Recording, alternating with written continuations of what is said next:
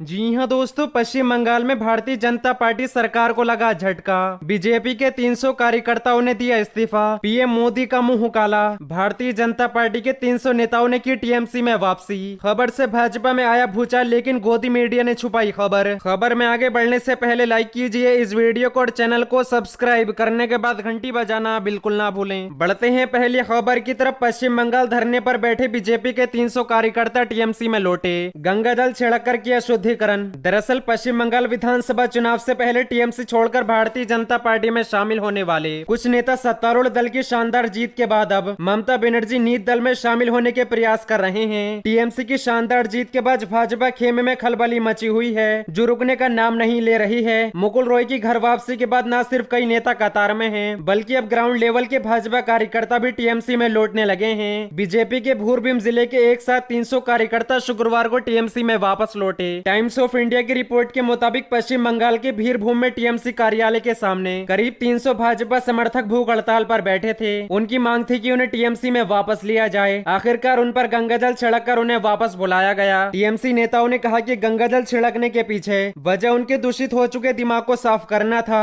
धरने पर बैठे प्रदर्शनकारियों में से कार्यकर्ता अशोक मंडल ने कहा, हम चाहते हैं कि हमें टीएमसी में वापस लिया जाए। भाजपा में शामिल होकर हमने अपने गाँव के विकास को रोक दिया है। भाजपा की ओर से लगातार विरोध प्रदर्शन के चलते फायदे से ज्यादा नुकसान हुआ है। हम अपनी मर्जी से वापस लौटना चाहते हैं। जब तक हमें वापस नहीं लिया जाता हम हड़ताल जारी रखेंगे। भाजपा कार्यकर्ताओं का ये भूख हड़ताल सुबह 8 बजे शुरू हुआ और ये 3 घंटे तक 11 बजे तक चला। इन्हें टीएमसी में शामिल कराने के वक्त गंगा जल से शुद्ध किया गया। इन कार्यकर्ताओं को टीएमसी का झंडा सौंपने वाले बाना ग्राम के टीएमसी पंचायत प्रधान तुषार कांति मंडल ने कहा, ये लोग पिछले कुछ दिनों से हमारी पार्टी में शामिल होने का अनुरोध कर रहे थे। आज वे पार्टी कार्यालय के सामने धरने पर बैठ गए और वापस लेने की अपील की। मैंने अपने नेताओं से बात की और उन्हें फिर से अपनी पार्टी में शामिल कराया। गंगा जल के छिड़काव के बारे में मंडल ने कहा, भाजपा एक सांप्रदायिक पार्टी है। उन्होंने अपने जहरीले विचारों को इनके दिमाग में डाला है और उनकी मानसिकता शांति को खराब कर दिया है। इसलिए उन पर सभी प्रकार की अशांति बुराइयों से छुटकारा पाने के लिए शांति जल, पवित्र जल छिड़का गया। उनकी शुद्धि के लिए नहीं था, बल्कि उनके मन की शुद्धि के लिए था, जो भाजपा द्वारा प्रदूषित किए गए थे। टीएमसी नेता सेंधिया विधायक नीलावती साहा ने कहा, मैंने सुना है कि उस गाँव में कुछ लोग हमारी पार्टी में शामिल हो गए हैं, लेकिन कार्यक्रम का आयोजन हमारे स्थानीय नेताओं ने किया था। एक जिला भाजपा नेता ने नाम न छापने से इनकार करते हुए कहा, यह सब नाटक है। हर जगह हमारी पार्टी के कार्यकर्ता और समर्थक टीएमसी में शामिल होने को मजबूर हैं। इस तरह के नाटक का आयोजन ये दिखाने के लिए किया जाता है कि चुनाव के बाद कोई हिंसा ना हो। कुछ इलाकों में स्थिति इतनी खतरनाक है कि भाजपा कार्यकर्ताओं के पास टीएमसी में शामिल होने के अलावा कोई विकल्प नहीं है। बढ़ते हैं अगली खबर की तरफ। यूपी में आमने सामने होगी, बोले किसान नेता राकेश टिकैत। कानून वापस न लेगी ये सरकार तो 2024 में दूसरी लेगी। दरअसल कृषि कानून को लेकर किसान संगठन पिछले 6 महीने से भी ज्यादा